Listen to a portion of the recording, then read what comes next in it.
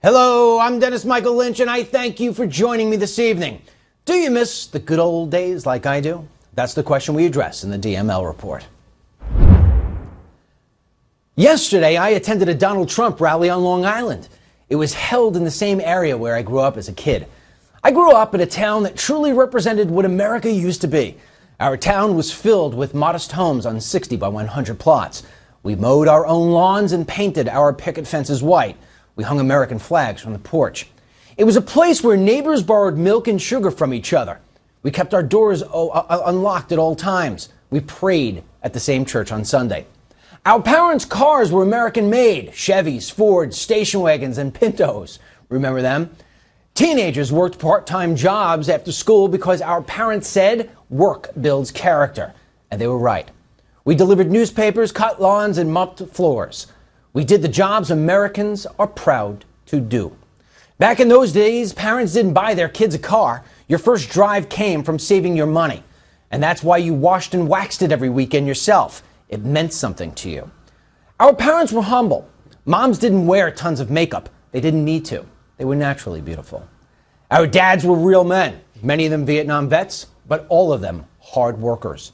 The sort of family men who would never dare collect welfare unless there was absolutely no other choice.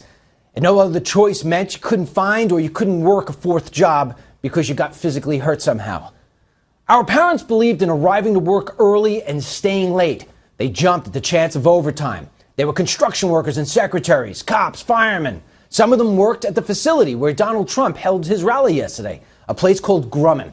Everybody was proud of Grumman. That's where we used to build our fighter jets and spacecrafts. In the good old days, there were no cell phones or text messages. There were no arranged play dates. Where I grew up, we communicated by riding our bikes to a friend's house and knocking on the door to see if they were home. And if they weren't, you went to the next house. We didn't waste daylight playing video games. No, we played football, stickball, roller hockey, and ring alivio. And we wouldn't stop until the street lights came on. We were healthy. I don't recall one kid in my class being obese. Imagine that. Where I grew up, the public schools taught script. Why don't they teach script anymore? In my day, we made projects out of clay and old shoeboxes. Today, kids do projects in Google Docs. We hung out in packs. If you screwed with one of our friends, we'd kick your ass. It was that simple. We didn't use knives or guns. We didn't sucker punch anybody. We fought like men. And if you lost like a man. But it was hard to beat us. Very hard to beat us. To do that, you'd almost have to kill us. And that's because we were taught to never quit, because quitters never win.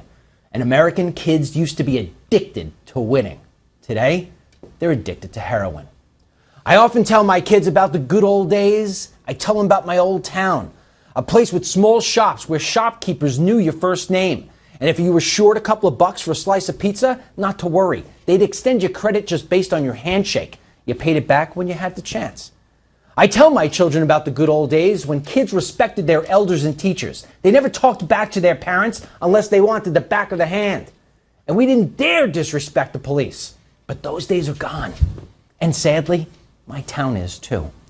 Yesterday, I took my teenage daughter with me to the Trump rally. To get there, we had to drive through my old neighborhood.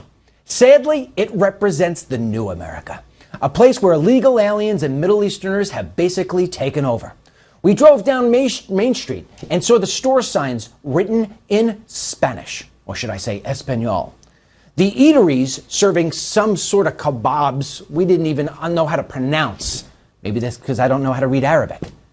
There are less churches and more mosques. The old Five and Dime store is now a clothing outlet offering the latest in Muslim prayer wear. I often tell you here on this show about how I travel the country by car and train because it affords me the chance to really see how America is doing. And yes, it is bad. But none of my travels hurt as much as yesterday when I drove through my old town and saw it slowly fading away. Yesterday, I entered the old empty airplane hangar at Grumman through the press area. I was feeling sort of blue when I did. But then they opened the doors. And the middle class of America I once knew came rushing in. 10,000, maybe 15,000 familiar faces who had to pass the same Main Street I passed to get to the Trump rally. But for 1 hour, we all left that behind. We let our hearts come out. For 1 hour inside of an old warehouse, the old American spirit came alive again, because that's what Donald Trump can do. He has this uncanny way of bringing the best out of you. And although Trump grew up a privileged guy, so to say, somehow he's one of us. He walks proud like us. He fights like us. He talks about winning in the same way we want to talk about winning. He's a no BS guy. And when the rally was over, my daughter said, "That was the greatest thing I've ever been to, Dad." And I replied, "You know what? You just witnessed the good old days." My daughter said, "You must really miss them, Dad." I sure do. You know, Bill O'Reilly grew up down in the same town I did, and Sean Hannity wasn't too far from us as well. The three of us often get a lot of, we get chastised for liking Trump because he has a history of being less than conservative. I think one of the reasons why we let this sort of slide is because deep down inside, we see the good old days inside of Donald Trump. We see what we know is lost in America, and we want it back.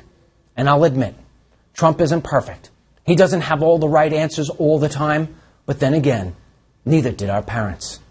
And in the same way we all knew Mom and Dad would keep their promise of giving us a better life than they had, I believe, that Trump will do whatever it takes to make America great again.